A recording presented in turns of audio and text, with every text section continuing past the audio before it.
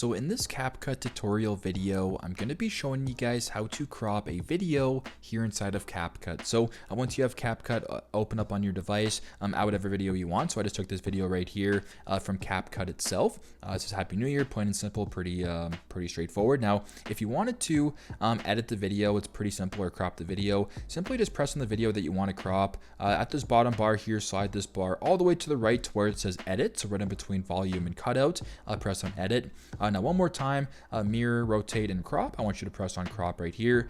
Now if you want to make the crop just the Happy New Year part, for example, or maybe just the new, if you want to crop it into whatever, so Happy New, I'll just press on the check mark right here. So if I were to play the video, it's the exact same thing, but just to what I cropped it as. So just as Happy New instead of Happy New Year. So that's how you guys can crop a video here inside of CapCut. I hope this video helped.